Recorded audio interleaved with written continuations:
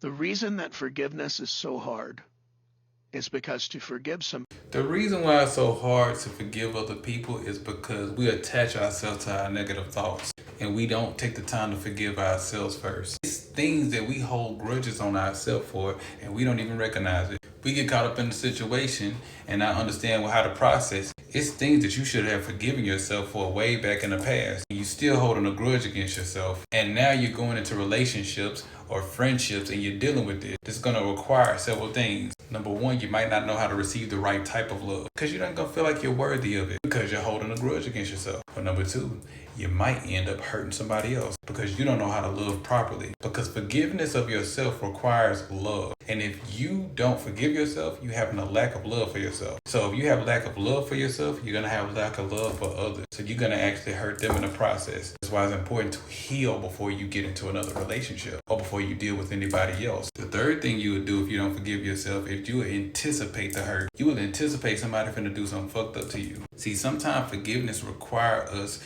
to starve the ego to feed the soul. Now remember, you can't do both. You're going to either feed the soul and starve the ego or feed the ego and starve the soul. And sometimes we just got to admit it to ourselves. Sometimes forgiving ourselves also requires us to take accountability. Sometimes forgiving take us to do the work. Yeah, I chose this person and you know what? I made that decision. I forgive myself for even letting myself be in that situation. Sometimes somebody else hurt us and we put the blame on ourselves, which is also another violation. You got to forgive yourself for putting the blame on yourself. Stop putting all that self-hate on you. A lot of us identify with negative thoughts over positive thoughts.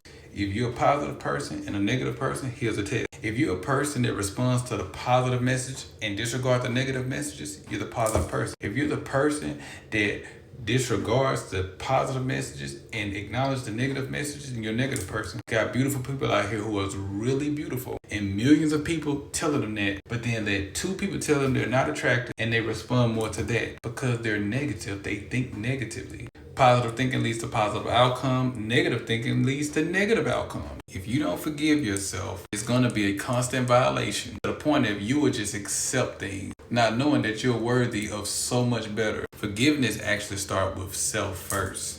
Everything starts with self, but especially forgiveness. If you fail the test, forgive yourself for not studying. If a relationship didn't work out, forgive yourself for your part in it. Forgive yourself for choosing the wrong person. Forgiveness got to start with you before it go anywhere else. Otherwise, it ain't gonna work. Do you know why the Bible mentioned forgiveness 77 times? Because sometimes you're gonna have to keep forgiving over and over because it'll resurface and it'll make you mad all over again. Then I forgive will eventually turn to I forgave because forgiving is a process. For those who need it, I hope you can read it. Don't drink and drive.